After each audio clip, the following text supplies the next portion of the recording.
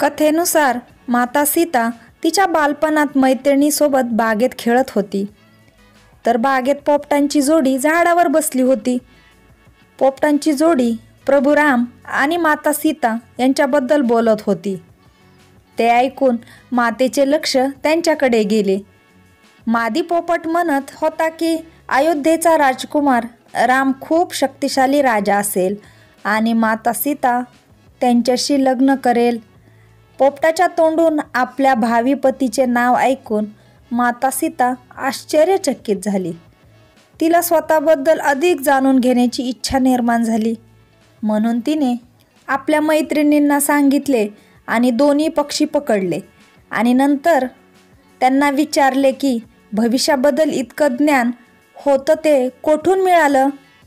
तेव्हा पक्ष्यांनी सांगितले की याआधी आम्ही महर्षी वाल्मिकींच्या आश्रमात राहत होतो, जेथे राम आणि सीतेचे जीवन रोज सांगितले जात होते. त्यामुळे त्या दोघांबद्दलच्या सर्व गोष्टी त्यांच्या लक्षात होत्या.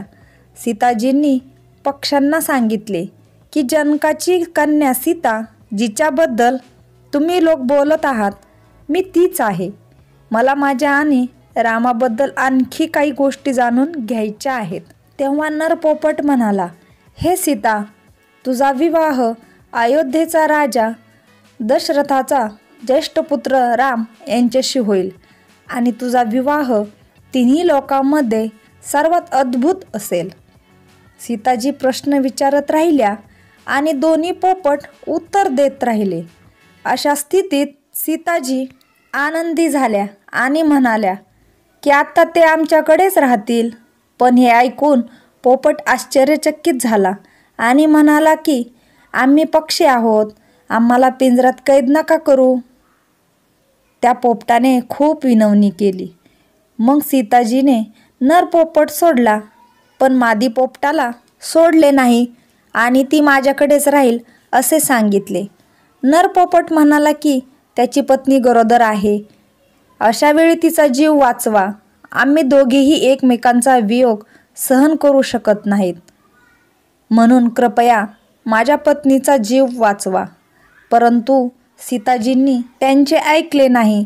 यावर मादी पोपटाला खूप राग आला आणि त्याने शाप दिला की ज्याप्रमाणे तू गरोदरपणात मला माझ्या पतीपासून वेगळे केले आहेस, त्याचप्रमाणे तुलाही गरोदरपणात तुझ्या पतीपासून वेगळे होणे भोगावे लागेल.